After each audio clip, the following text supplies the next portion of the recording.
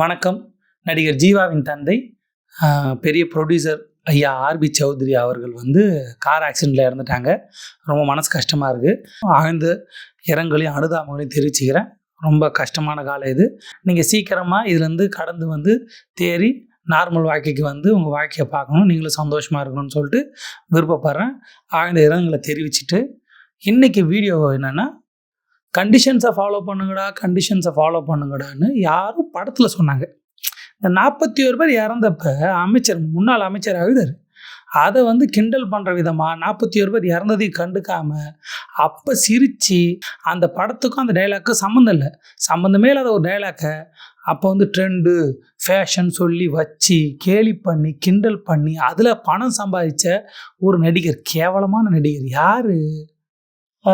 Jeeva bro. Correct உங்கள் படம் தானே, நீங்கள் தானே. இவர் தெரியல, இவர் தான் அந்த ஏதோ ஒரு படம், அந்த படத்துக்கு அதுக்கு சம்மந்தம். நான் படம் பார்த்தேன். 47 பேர் கை குழந்தெல்லாம் இறந்து போனாங்க.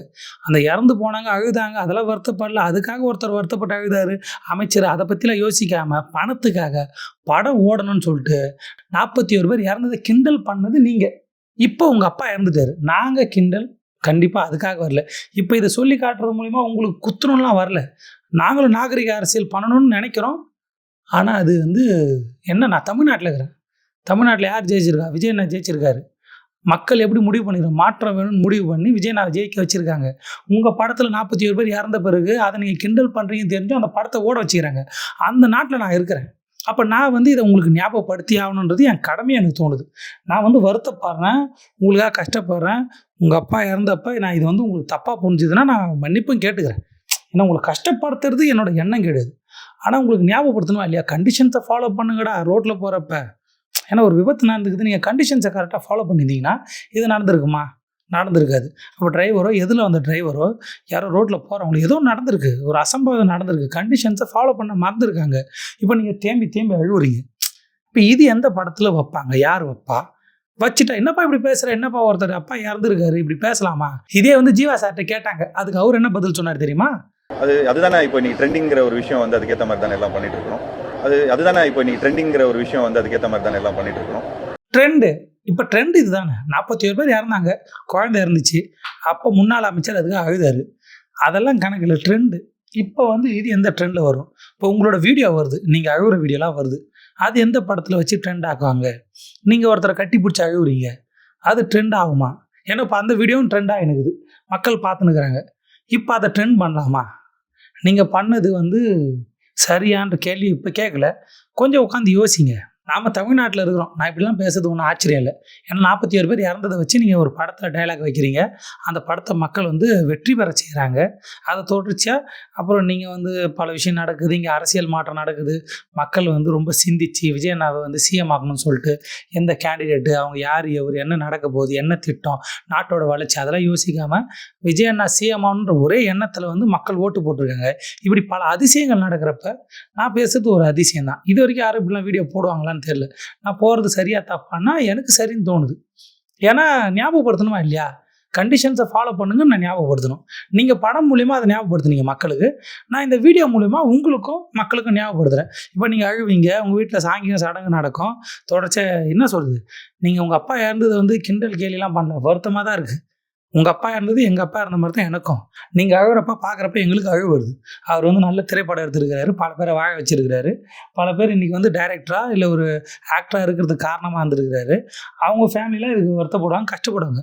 இந்த மாதிரி தான் 41 பேர் இறந்தப்பையும் அதை பார்க்குறவங்க, அவங்க சொந்தக்காரங்க எல்லோரும் அழுதாங்க. அது உங்களுக்கு காமெடியாக இருக்குது. ஏன்னா நீங்கள் ஒரு வசதி வீட்டு குழந்தை, உங்களுக்கு வலி வேதனைலாம் இருக்காதுன்னு நினச்சேன். இதே நீங்கள் காமெடியாக எடுத்துப்பீங்கன்னு நான் நினைக்கிறேன்.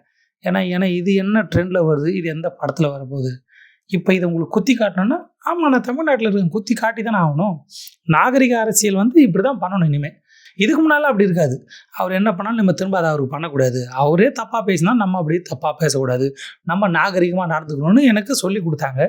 இனிமேல் சொல்லி கொடுத்தவங்களே காணோம். இனி எதுக்கு நான் இதை அப்படின்னு நான் சொல்ல வரல.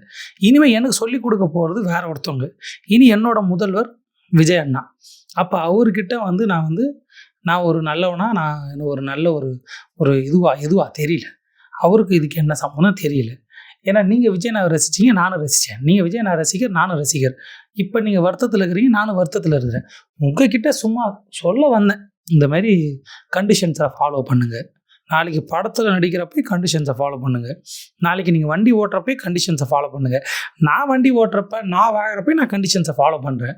இப்போ இந்த வீடியோக்களை எடுத்து எத்தனை படத்தில் போட போகிறாங்கன்னு தெரியல. நான் அவளை எதிர்பார்த்துனுக்கிறேன். உங்கள் படத்தில் அது வருமா? நீங்கள் இது வந்து இப்போ உங்கள் வீட்டில் நடக்கிற இந்த நிகழ்வுகள், உங்களை சுற்றி அழுகுறாங்க, அப்புறம் அவங்க சொல்கிற டைலாக்ஸ், அதெல்லாம் எடுத்து நீங்கள் படத்தில் யூஸ் பண்ணுவீங்களா? ஏன்னா உங்களுக்கு இது எப்படி இருக்குது? ஏன்னா உங்களுக்கு ஒரு இழப்பு நடந்திருக்கு, அது எங்களுக்கு தெரியுது, அந்த வலி தெரியுது. உங்களுக்கு 41 பேர் இறந்தப்ப வலி தெரிஞ்சுதா? ஒருத்தர் அழுகுறப்ப அந்த வலி உங்களால் உணர முடிஞ்சுதா? உணர முடிஞ்ச மாதிரி தெரியல. ஏன்னா தேட்டருக்கு போய் கண்டிஷன்ஸை ஃபாலோ பண்ணுங்கன்னு சொன்னீங்க.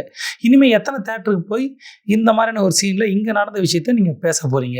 எத்தனை டைரக்டர் உங்கள் அப்பா இறந்தப்ப சில நிகழ்வுகள் நடந்தது, அதை நம்ம படத்தில் வைக்கலாமா, டைலாகாக வைக்கலாமான்னு எத்தனை பேர் முயற்சி பண்ண போகிறாங்க?